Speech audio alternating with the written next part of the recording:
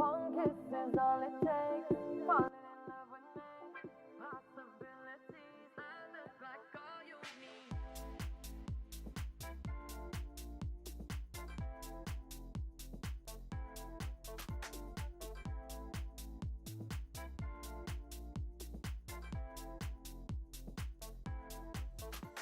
Let me take the night I love real easy. And I know that you still wanna see me.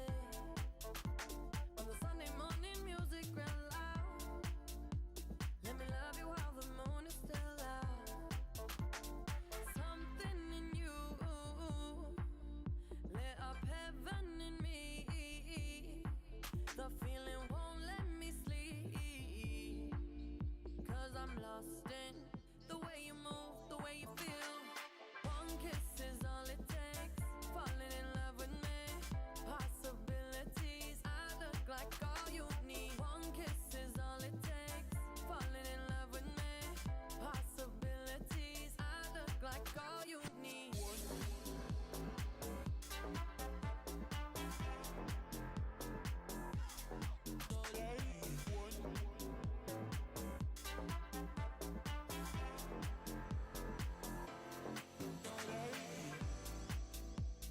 I just wanna feel your skin on mine. Feel your eyes do the exploring. Passion in the message when you smile. Take my time. Something in you lit up heaven in me. The feeling won't let me sleep. 'Cause I'm lost in the way you move, the way you feel. One kiss is all it takes. Falling in love with me. Possibilities. I look like all you need. One kiss is all it takes. Falling in love with me. Possibilities. I look like all you need.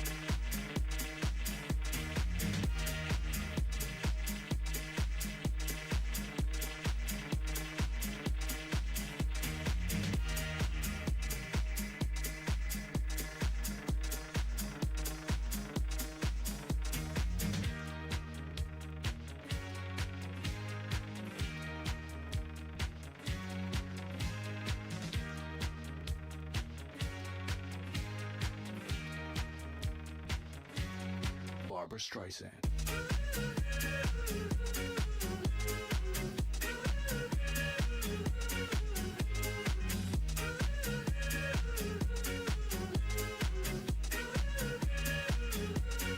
Barbara Streisand.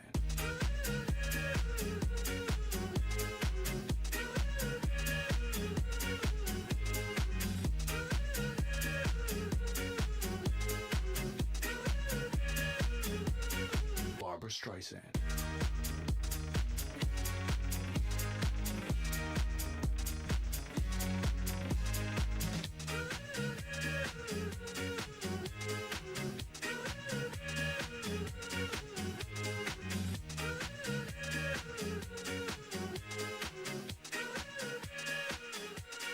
Barbara Streisand.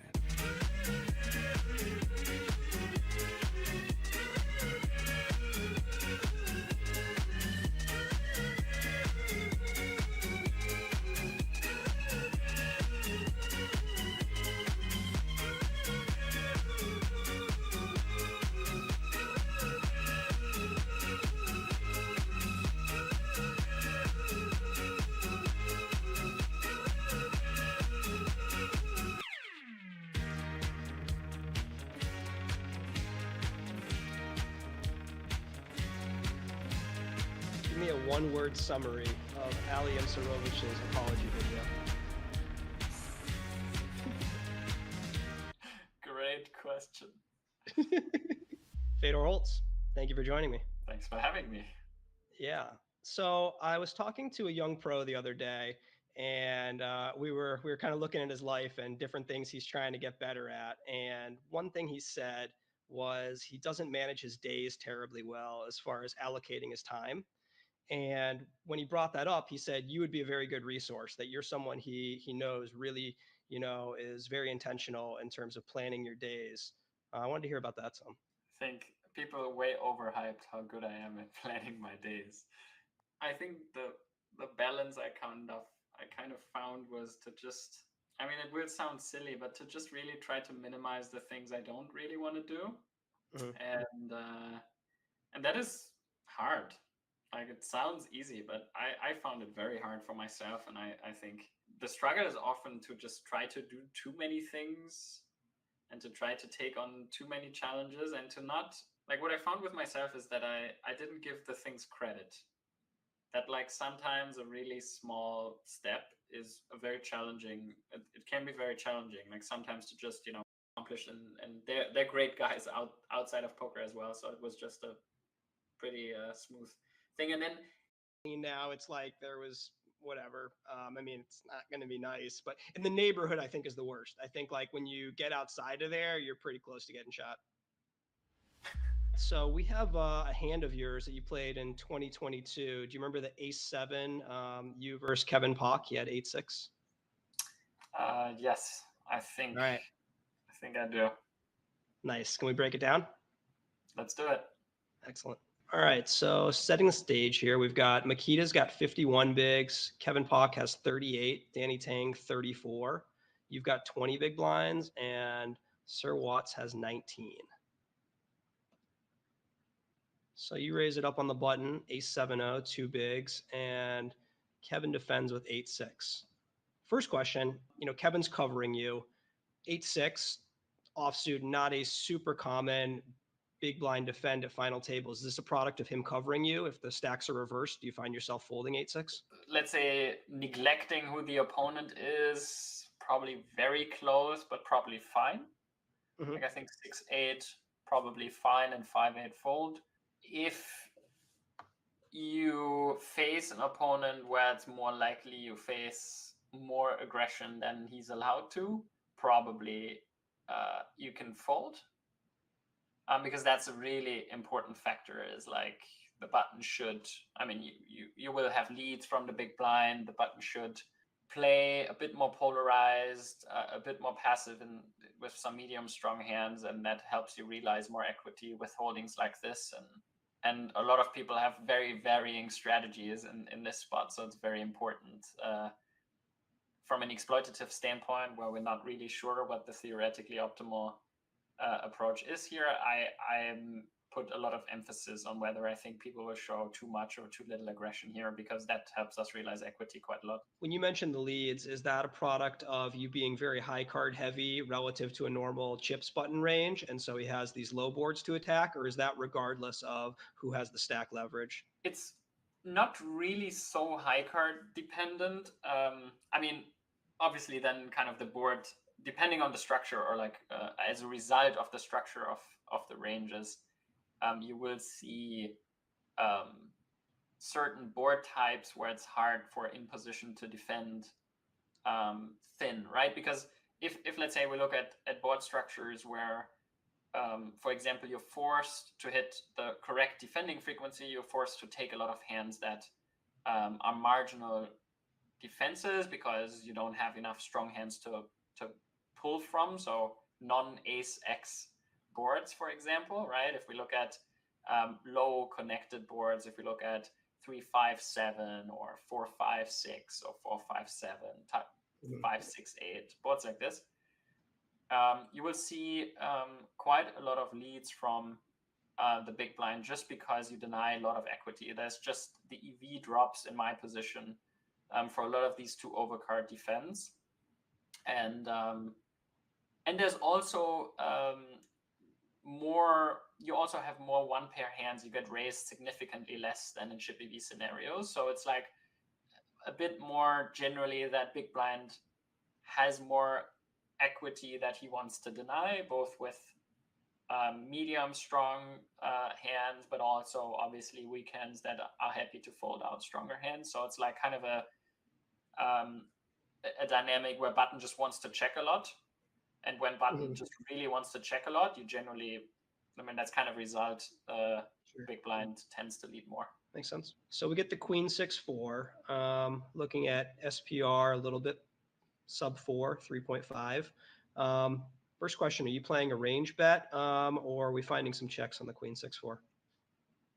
I mean, I'm with the stack distribution, I'm fairly certain you should not range bet this board. Like it again, it depends a bit how I'm opening here. I'm probably opening slightly wider than I'm supposed to, so that's a starting point I have to take into consideration when I think about the flop. How much did Danny Tang have in the small blind? He was also around deeper, right? He said 32 bigs. It's you Yeah, and yeah. Watts have a clear difference from the field. Yeah. So I was assuming that I don't see the aggression that I think they should show, both small blind and big blind. So hence I can open slightly wider, which adapts my strategy on the flop. If I take that into consideration, I will not play 100% c-bet strategy. But even then, I don't think this is a board we want to c-bet pure. ICM implications are quite relevant here in terms of the distribution of the stack. So you will have a high c-bet percentage for a small-ish sizing, but I could definitely see it not being 100. It might just be 75, 80 or so. Gotcha. Yeah, I think a lot of those say bet 75 to 85% of your range spots can be the most difficult for players, because it's like sometimes I'll often tell people if you're 85 or above, just round to 100, because you're not going to balance your C bets properly. You're going to lean into the ones that you know, you can see jacks here, you can see an ace jack, but maybe you don't balance and, I don't know, you just have a habit where people know how you like to play your sevens in this spot, and you never check a queen, for example. I think it's really, really tough when you're supposed to bet 80% of your range, and you're playing against the same opponents day in, day out. That's right. But I think even for a hand like Queen 9, I don't think you're incentivized enough to c-bet. Sure. So like I would say that I generally, for a very simplistic point of view, I often think that you develop a certain type of intuition, and I often give the advice, like in these spots, just try to think of the incentives of certain hand types. And I think the most obvious one is always the under pair under the highest card. So like pocket jacks is kind of always the hand that will fill up the checking range as much as possible, just because it obviously it doesn't block a top pair, and it doesn't want to get check raised, and it performs extremely well in a 2-bet game. Sure. So Maximally protected for something that doesn't want to go 3. exactly. So it's like that's the hand that basically will always come up. But I also would argue that in certain other spots where you go for chips, where Queen 9 is just you have a range advantage, you just want to get more chips in the middle. I would say that is less the case now. You're much less inclined to bring in all your chips with Queen 9 in this particular spot. Mhm. So I'd already say if you have Queen 5 suited, or even like Queen 9 off, or Queen 8, or Queen 7, like there's just a really, really decent enough incentive to check candidates like that. And then jacks and tens, I think, very straightforward. But then also like ace high hands, right? Like ace jack, ace 10 type of hands, like pretty decent incentive to check. So I think it's fairly intuitive to build your checking range here, where you have certain value hands that are totally fine to play 1 or 2 streets, and then you have certain hands that just want to get to showdown, and one protects the other. So I think that yes, it's not easy to build, but I think it's quite intuitive what hands to pull from. Makes sense. I think, when you say the incentives game, that makes me thinking that we're just not, most of us, calibrated naturally to ICM, because ICM is not one off. It's very dynamic, and you're seeing a different situation every time. But chips is much easier. So when you're playing 20 big blinds, button versus big blind for chips, it's still extremely complex, but you have this feeling like Queen 9 is enough. One kind of barometer I like to think of is a starting place is kind of 1.5x your stack, and say, am I happy getting that much in for chips? And it's not perfect, but it's an imperfect start to trying to recognize what your hand strength and how your incentives kind of balance. I think a very important part is, do you beat value? Like, do you beat value? If for example he raises, do you beat value? I think that's a very, very important part of this aspect, because if you bet the worst of the best, basically, and then you are basically right in between his value hands and his bluffs, that's generally the cutoff where you want to start checking. And when you're playing, strong player versus strong player for chips at 20, they're defending hands like Queen 2 off, and they're not defending, I mean, I don't know what he would do with King Queen here, but they're lacking for more of the stronger hands. The higher Queen Jack's probably not as much in the defend, but for 20 for ICM, pretty natural defend, you'd say. Yeah, Seems close. Fair enough. Yeah, I think he doesn't, but it must be fairly close. I mean, Queen Jack off and Queen 10 off you defend, but Sure. like Queen 10 suited, I think is just an all-in. But Queen 9 being an example of the hand that matches up entirely differently for chips as opposed to ICM, Sure. even ignoring the fact that, hey, your chips are worth more and you don't want to bust, you're just going up against a different range. So how valuable it is, even if busting wasn't a problem. Kevin's going to check it over to you, and you do go for the C-bet. What size do we see? 2 1/4, so 1/3. Do you think, Kevin with a quick call. Do you think that you were going to play one size in the situation? It's probably not the perfect sizing, to be fair. Like, if I would play it right now, I'd probably size down a little bit. Like, I mean, in game, I mean, generally, I think I'm always pondering, like, certain things are quite practical things against certain players. Like, I think you just reduce check raising percentage by slightly more than it should be. I think people just have this natural inclination that against too small sizes, for some reason, they just feel like check raising more because it's just a cheaper price, but more than it's actually being done more. So I think in this type of spot where I feel like probably a smaller sizing is maybe slightly better, but not too much smaller. So this is very much technicalities, but I think probably 175 or 200 is also just nice. Fine. So Kevin's got an interesting spot. I thought this was maybe the most interesting part of the hand, is both playing donks on the turn, and how you respond to that. So I was curious to hear, how you would handle Kevin's situation, and then how your range might respond. As we're going to see, he leads for, looks like, B20, Yeah. 200, yeah, a little bit less. I think that is actually fairly smart.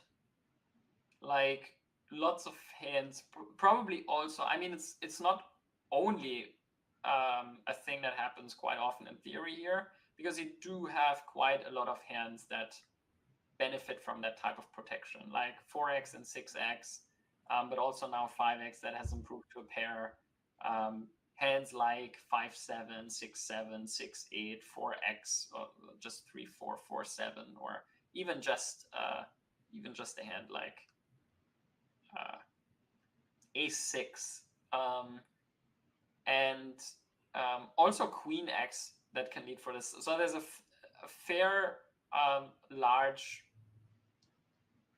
amount of hands that benefits from that. And the main thing here is also mostly putting my equity that is in that region between like 20 and 40% equity, to make life for this one hard. Or let's say, I mean, against range, yeah, maybe it's even 15 to 35% equity. So basically, it's designed against hands like King Jack, King 10, Jack 10, where I still have equity against hands that he does this with, but you want to charge those type of hands like Ace King or Ace 8 or something like that. So there's a fair bit of hands that want to do that from his perspective, since one thing I also like in terms of concepts for this is, I would always say, you know, when you're the aggressor, you generally have a stronger, like when you open and big blind defense, you generally have a stronger range. But when you see that, you kind of take advantage of that range advantage, and then that's kind of the extraction of that. But what happens then is the big blind is then sorting his range to the board, and you haven't really, you do it a little bit, but you haven't as much as he did. You just basically have extracted your pre-flop advantage, and then he's sorting, he's defending, he's giving some of that EV back, and then he's defending, and now defending towards the board. So cards that improve towards the board are generally better for the big blind, and especially in spots where now it improves the board, or cards that connect to the board, and I'm in a spot where I'm less inclined to put chips in. So I think this is a combination of factors where lead on turn for small size, I think That's great. Makes sense. Let me ask you about his bottom a little bit, because, with some of your more borderline hands, let's say Ace King, as you mentioned, but, you probably got, what am I looking at here? Maybe Ace of Clubs offsuit 10. I'm curious, what are your thoughts in terms of some of the check raisables, maybe a King 9 suited, King 8 suited, Jack 10, Jack 9 suited? I mean, all of these potentially shoved pre along with King Jack O, but if they defended, do you see them in his call range if he doesn't check raise, or do you see him folding to B33?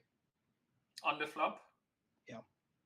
I mean, no backdoor, he should fold. Fold King Jack O, no backdoor? Yeah, he should. And what do you think with like also a Jack 9 suited backdoor?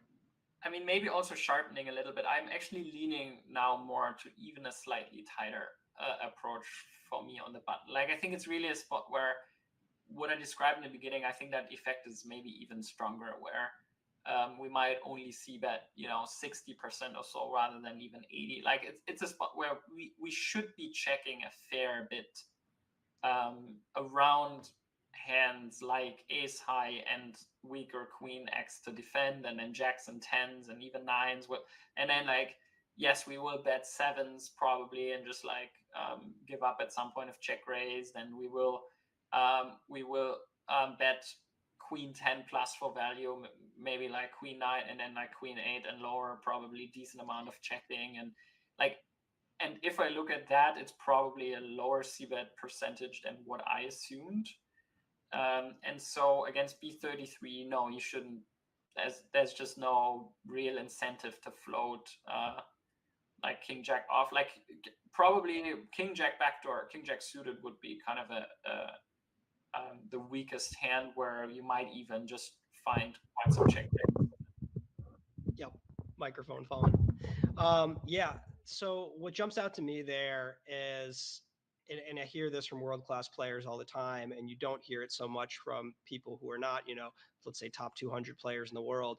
I asked you about the bottom of his float on the flop, and you took one moment and talked about properties, probably shouldn't, float without a backdoor, but then you quickly went back to your c betting range. You went to the previous node and reanalyzed that to figure out the response. And I think a lot of people, they get stuck on the properties and they forget to analyze, well, it makes a huge difference if Fedor's betting range 80% or 60%. And of course, even before that, let's back up to pre-flop.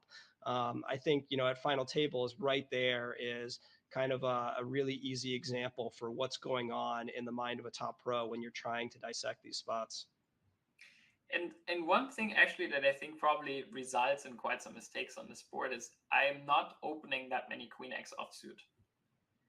And I think that is fairly important. Like this is a spot where I should play rather tight, and also the range shapes a little bit more into blocker heavy play, where like queen 8 off not so good and ace deuce off goes up in value. So this also matters for board structures like this, where we have a different range when we play chip EV spots compared to more payout heavy spots. So just something to think about here, where if we tighten up, we're just going to have more ace x king x relative to a chip EV spot, and just queen 6-4 just becomes a slightly worse board than what we're used to maybe. That's a great point. I think at final tables, how much offsuit top pair do you have? It can't really be overstated. It's just, it runs the show on so many of these boards, particularly if it's not like a 5, 6, 7.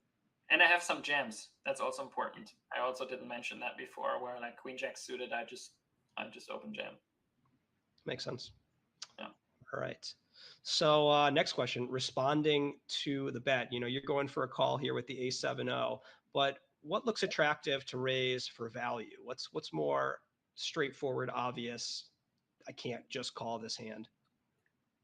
I mean, I don't think there's a lot of raising happening here.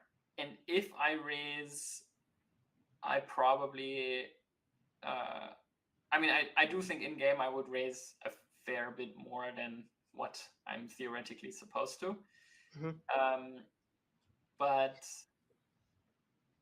I think the raise percentage will be below 10%, like probably below 5%.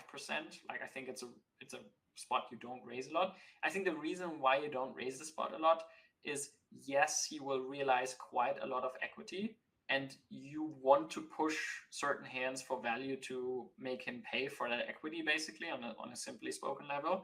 But also there are quite some hands in this range that have you beat, and if you raise with your value, you're gonna get it in, and when you get it in, you're mostly behind. So let's say you have kings and you raise and he goes all in, like there is a fair amount of two pairs in his range, and he improved to some straights, and I think what's quite interesting, but obviously also we're going to get in the chips quite often on the river as well, so it's a bit, but the main point here I think is you can kind of coordinate and play the river in position.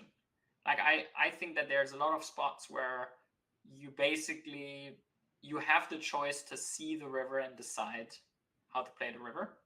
Mm-hmm. So if the river is another card that again improves rather towards the hand that he's way more likely to have, such as 7x, 3x, like basically a 2, 3, 7, 8, you can still decide how to play those rivers, and I think the equity shifts will be pretty big. And so that's why I think calling frequency will be quite high, because a lot of your hands will have that option then to fold or play differently depending on what the river card is. And so if you raise, it's probably going to be not too thin, but obviously like Queen X will help to block some 2 pairs, block like Queen 5 and Queen 4 that he's not raising on the flop. So like if you have Queen Jack plus is probably a good start, and then kings and anything that's better than that. So kings and aces probably you call a fair amount of time and then decide river, and then anything that's better than that, 7-8 you will always call, I think, just because it's too strong. And if you have like, I think the clearest raises are like anything that's better. What about just shoving kings, aces, ace, queen, queen, jack? Do you think that's viable? Shove king 7 of clubs, king 8 of clubs? Viable, yeah. I mean, it's quite a lot of chips, but it's definitely. I mean, I feel like it's slightly too many chips, but yeah, it's definitely viable. You can definitely shove. I feel like I'm going to be lost with kings on a deuce river, on 8 river, a 6. I feel like against a good player, that's a tough spot. Yeah, I really don't know. The good point is he will have to turn, like basically he's rarely pulling bluffs out of like nothing, right? Like basically he doesn't have 7-9, or 8-9. It's not hands you continue on flop. So it's basically like he has to bluff something like like a donk a 4 on the turn and then turn it into a bluff on the river. Like that's the type of stuff you would have to see in a fair amount of frequency. So I think also the spot play is fairly straightforward, because I think that people just will mess up the river like massively, because I think they will kind of mostly just play their hand strength rather than like a sound strategy. And when you play against hand strength, it's generally just pretty easy to sort your hand strength accordingly. And yeah, I think the toughest thing about these spots and studying them is for a lot of mid-stakes and low-stakes players, they might be facing, honestly, even some of the better players in their games play no donks on the turn in many situations. And your turn strategy and position is entirely different versus someone who might donk 60% of the time on the turn as opposed to 0%. And so kind of learning it from a solver is really painful if your opponent's not playing at all like they are. I mean, this is definitely a spot where like I have not figured it out. Like, this is very far away from having it figured out. I would actually say that your argument for shoving turn against that donk is pretty fair. Like if you have king queen, like kings aces, I think a shove is actually a pretty nice option. I didn't consider it enough. I thought that it would be slightly too much, and it's probably leaning there, but actually against the equity that he has there, where there is a lot of pair plus gut shot or pair plus open ender, it's actually a great option. So I would actually probably retract that and say that I think shoving like a hand like kings is actually a pretty nice option. All right, but you make the call with the ace 7. Seems pretty intuitive. When we definitely don't want to burn our equity and raise fold, and shoving does feel pretty dicey there. Deuce river. Anything Kevin can do other than check? I don't think so. I mean, with this particular hand, like, you win. That still beating a lot of your holdings. I mean, I think in these type of spots, like, unless you know something particular, right? Like, I think this is exactly. I mean, what do I do if I have ace 5 or king 5 suited, or I mean, right? It's just like, how am I going to play it? Am I going to always bluff river now? I mean, I would in game probably, but in theory you might not. So it's like, generally, if you have hands that have like 10% equity now, or like 15 or 20, like where you win sometimes, I mean, you're not going to choose this as your bluff candidate when you have much worse hands to, like in this line where it's probably donking a fair bit on the turn. You have much worse stuff to pull from. Like any 5 or 4 is worse already, and then you probably also just have stuff like ace X, maybe like ace 7, maybe like a king 9 of clubs, something like that. Yeah, like probably more like king 9 of clubs might be a hand to do that with.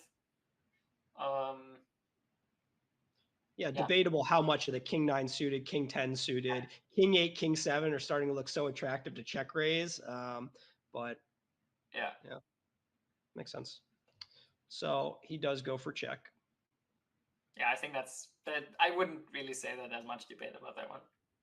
And then again, I think your spot is really interesting. We look at the ace of clubs, and my like first instinct is like, oh, don't bluff. But when you really look at the hand, how consequential is that? Yeah, I mean, I think personally not so much. Like, I think he, like, in this particular line, I mean, sharing my, like, maybe also not trying to make things too abstract. Like, I think he basically always has exactly what he has. Like, I think that there's very, like, unless you really, because the thing is also, like, people study and then people get to certain points of understanding certain concepts. But the thing is also, when do your neurons fire, right? Sure. Like, when you actually, like, there's this thing, like, it's very, very, very hard for your neurons to fire for a strategy, for a concept where it's not the most natural, like, or somewhat of a natural thing to do, right? But when you have a hand class that benefits, you check call flop, now turn improves your range, but also the sizing, it's B20, it's not B25, it's not B30, it's B20. So, and I think it was even slightly, it's like B17 or something. It's, so he bets 200K, doesn't bet, 250, which maybe you're more inclined with certain other, like if you're bluffing, like, if he has king 9 of clubs, maybe, he goes slightly bigger and shoves river. Just like, I think there's certain inclinations, or like if he has value, he might be slightly more greedy. Like, I feel just like there's certain things that come together where it's just so likely that he has exactly, 5-7, 6-7, 6-8, like 4-7 type of stuff, where it's like pair plus equity, where you don't want to get shoved on. You want to protect your hand on a turn. Like, it's just a very intuitive donk on the turn. Let me touch on one of those that you mentioned. You said getting greedy with value, and I feel like that's always my instinct after I donk the turn, and it's clearly a board that favors me. But you have plenty of hands like Kevin has here that really serve almost no purpose as a bet, or a very, very thin bluff anyway. And it just feels like, hey, if I do have 7-8, if I do have 6-3 suited, if I do have 4-5 suited, I kind of want to always.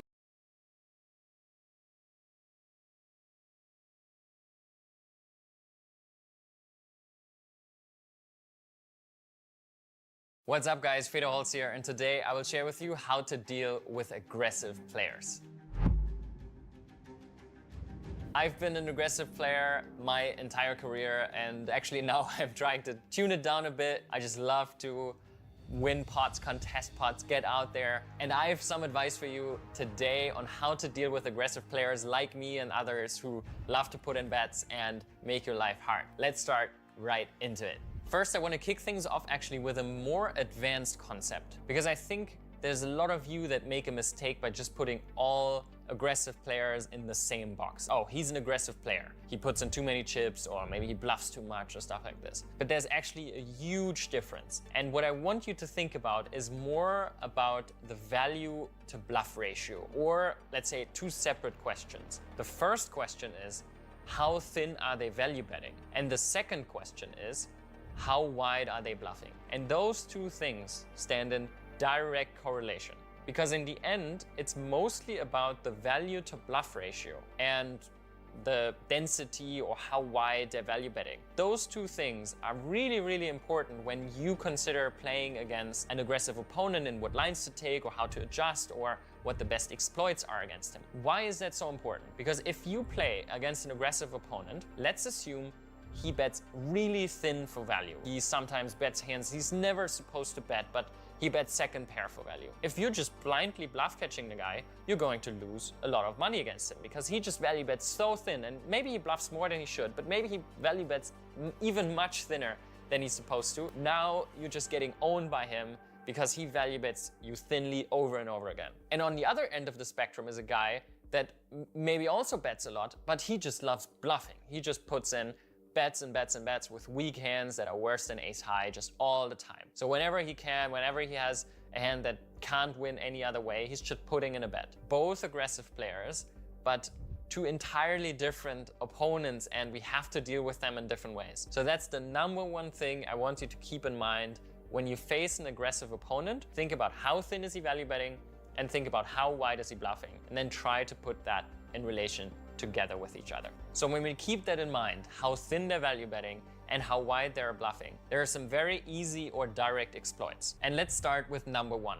which is folding bottom equity range. This is not something we want to overdo heavily, but generally against aggressive opponents where we know they put in too many chips on the flop, too many chips on the turn, on the river, and so on. Especially hands that don't make strong hands, can't really improve very much, and we're most likely going to fold to any aggression on turns and rivers. We want to be overfolding a little bit. In a spot where we assume that our opponent is probably making the mistake of putting in too many chips lightly, that's where we want to thin out our range a little bit by folding a bit more than we're supposed to. We don't want to overdo this, but this is the first idea that we just start.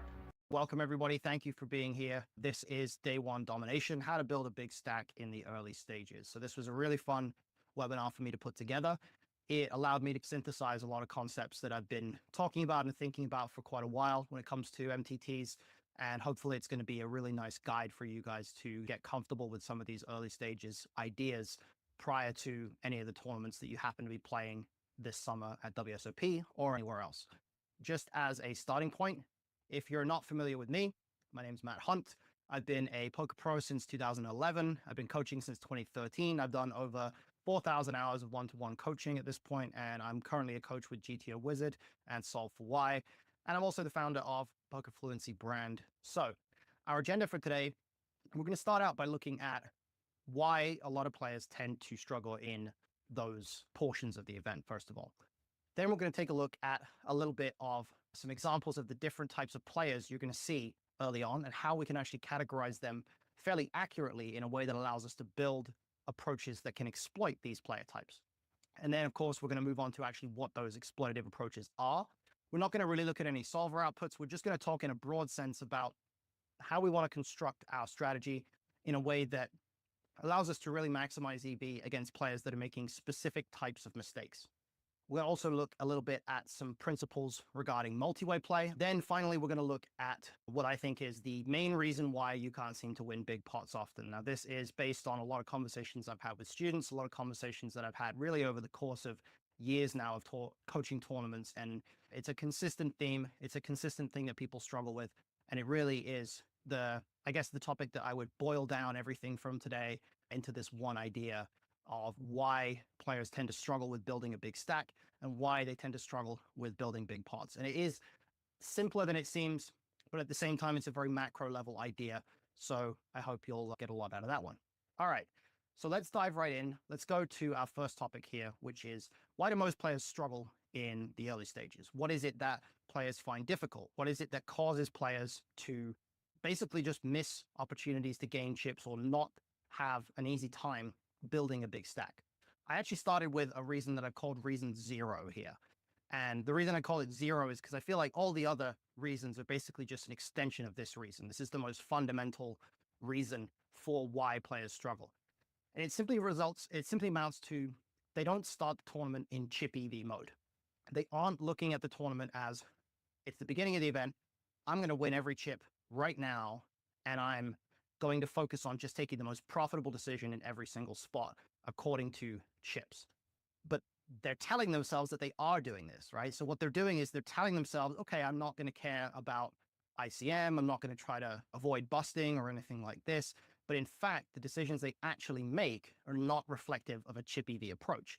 They are folding more often when their tournament life is at risk and so on. And they're really just not taking an actual chip EV approach, which is just separate each hand out from other hands and focus purely on what's the most profitable play in terms of chips at this point right now, at this node in the game tree, and in this particular hand. So this is a very fundamental baseline reason as to why players have a lot of difficulty in this period.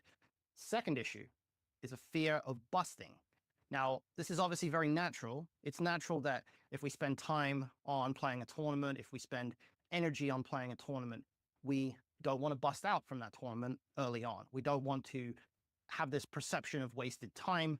But at the same time, even though this is a natural fear, players tend to get paralyzed by it. They tend to really approach these early levels and say, man, I really hope I do not bust early, because in their mind, busting a tournament early on means you probably made a mistake, right?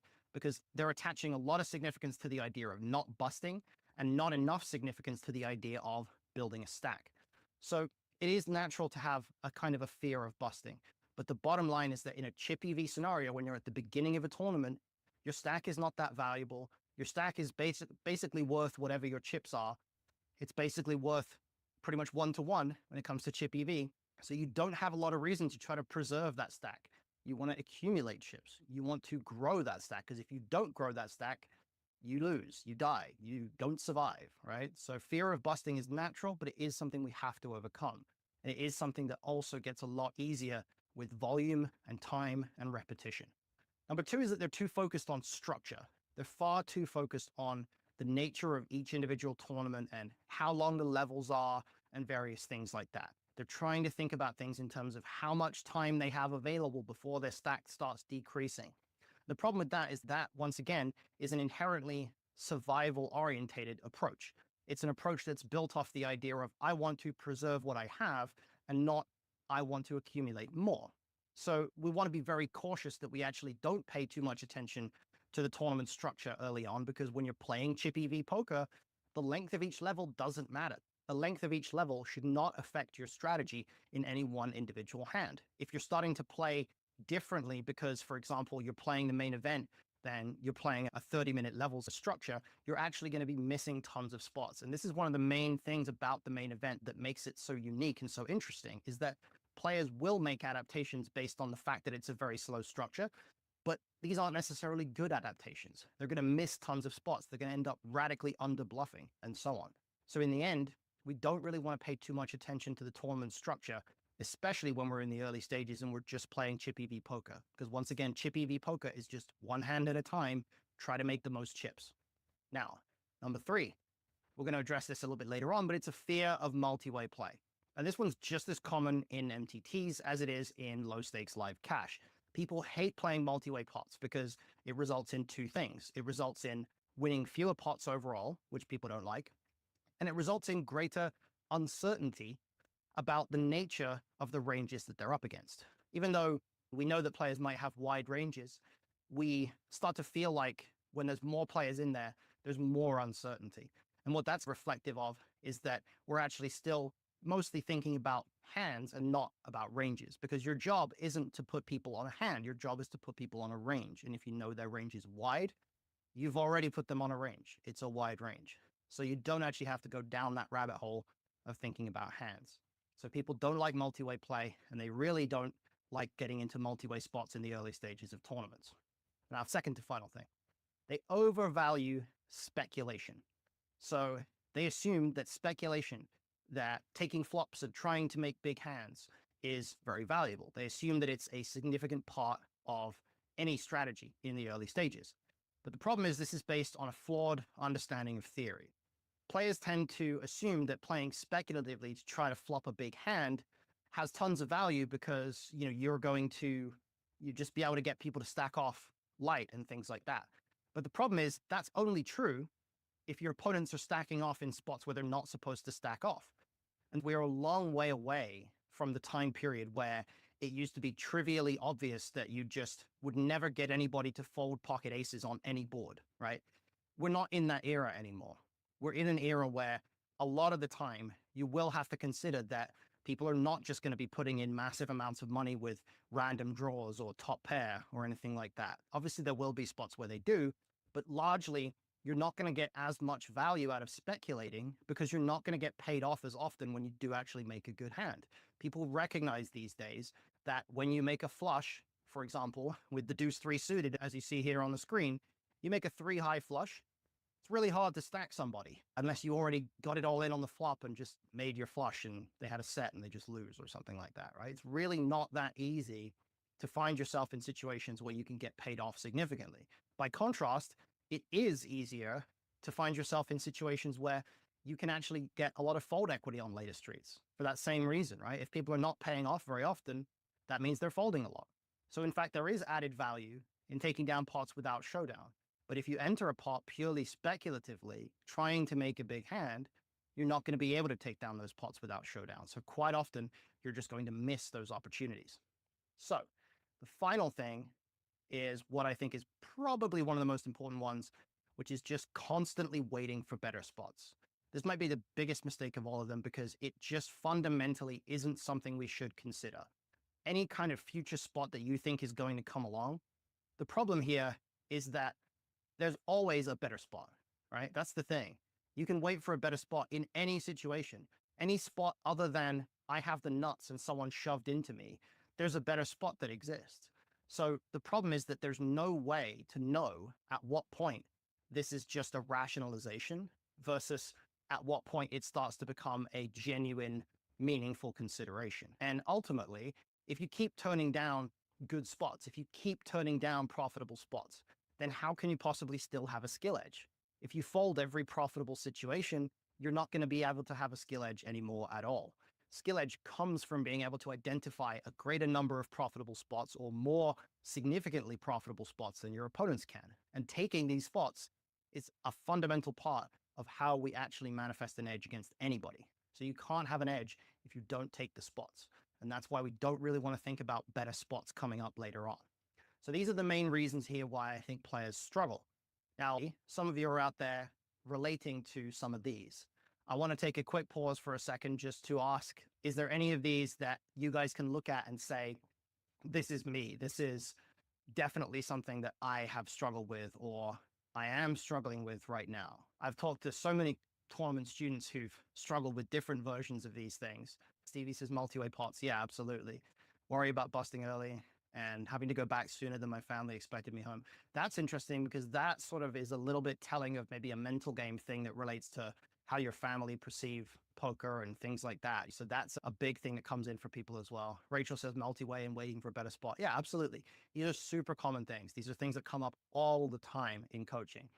Quite frequently, one of the first things that I have to deal with, I don't want to say deal with, it's a huge issue, but one of the first things we have to correct in coaching sessions with students a lot of the time when they sign up for coaching is just, okay, first things first, you're never going to say, I'm going to wait for a better spot again. Like you're just never going to do that anymore because it's all about what's happening right now and what the spot is that you're in right now.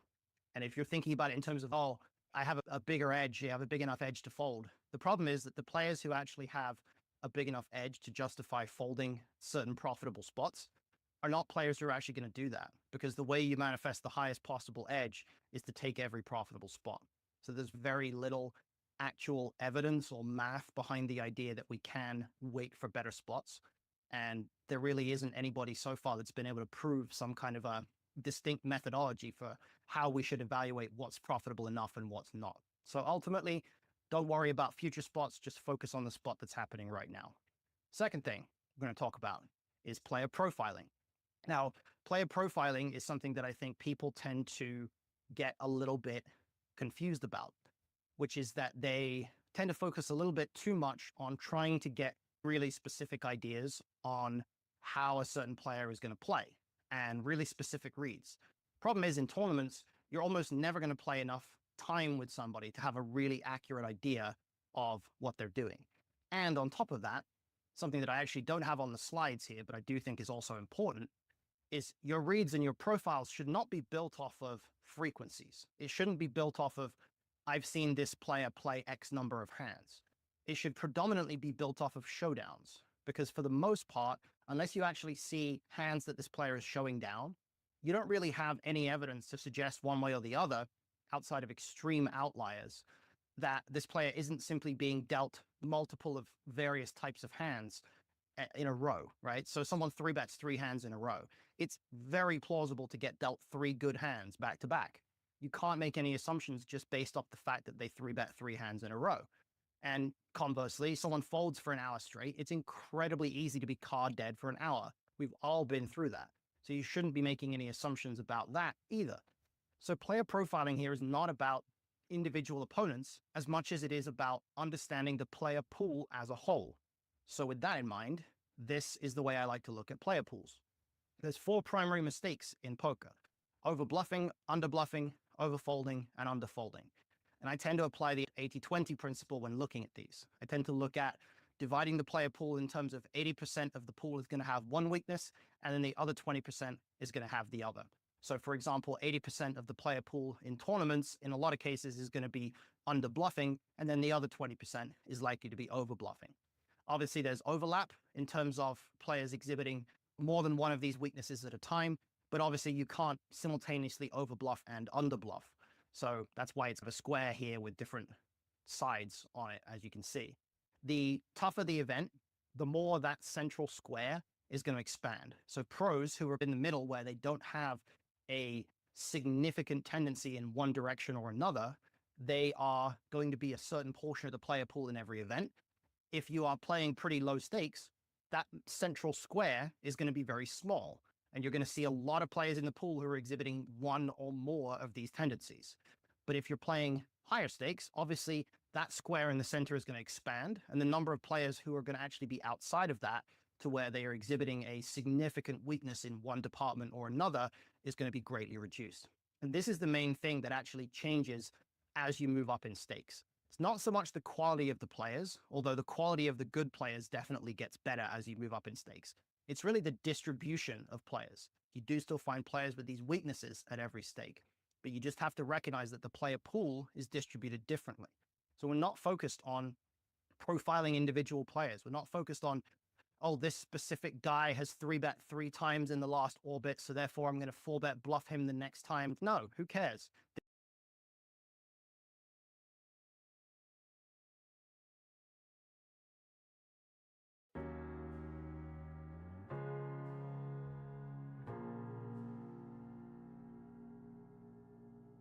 You're the thing I need, taking hold of me, to keep me up all night, haunting me till I can't sleep. You're the thing I need, the truth is I can't see my way to say this dream's paler than you promised me. What am I gonna do when you're not here to talk to? What am I gonna say? I can't be without you. What am I gonna do when you're not here to talk to? What am I gonna say? You keep me up all night, now my heart beats out of time. Nothing makes me feel this way but you. Where to draw the line? You keep me up all night, now my heart beats out of time. Nothing makes me feel this way but you. This is the last time. This is the last time. You keep me up all night. This is the last time. You keep me up all night. If the night before was simply nothing more than a passing thought, the morning after lingers for an eternity, I'm eternally somewhere in between reticence and libertine. What am I gonna do when you're not here to talk to? What am I gonna say? I can't be without you. What am I gonna do when you're not here to talk to?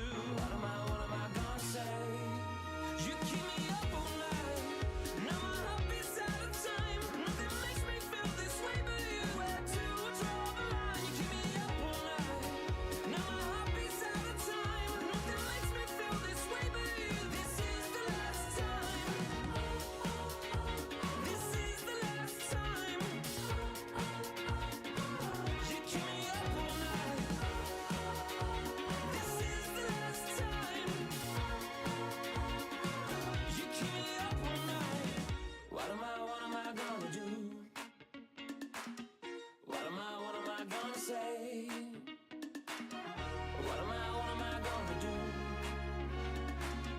What am I gonna say? You keep me up all night, now my heart beats out of time. Nothing makes me feel this way but you. Where to draw the line? You keep me up all night, now my heart beats out of time. Nothing makes me feel this way but you. This is the last time. This is the last time. You keep me up all night. This is the last time. You keep me up all night.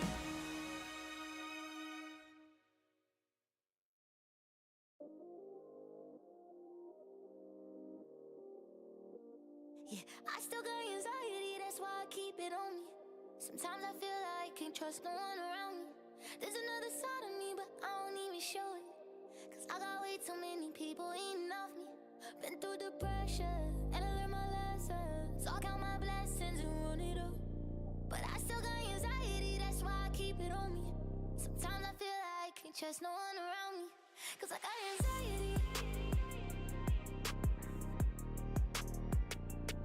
Cause I got anxiety. Yeah, overthinking. Yeah, conversation. Yeah, complicated. Yeah, consequences. Yeah, people talking. Ain't got no patience. Yeah, just get that money. Yeah, and get that patience. Yeah, and it don't matter how I do it. They gon' love or hate it. Yeah, I've been going through it. Yeah, got my mind racing. And they gon' have to face it. I'm destined for greatness. Yeah, I'm in first place. They keep trying to take. Yeah, yeah, yeah. Been getting high to kill the pain.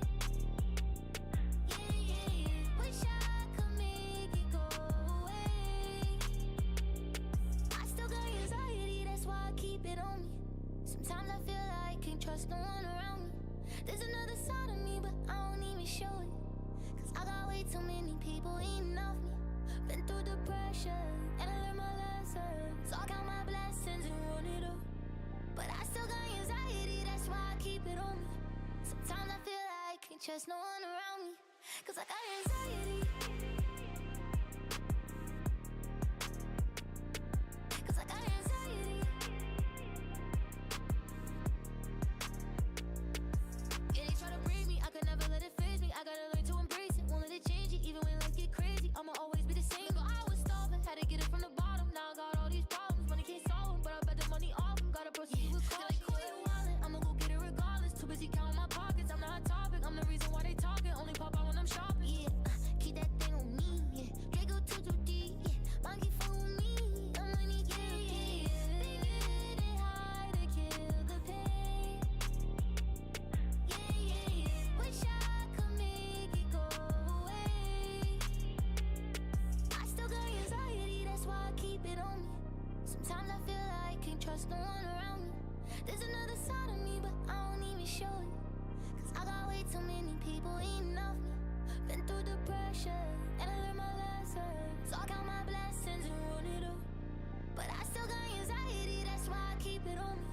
Sometimes I feel like I can't trust no one around me. Cause I got anxiety.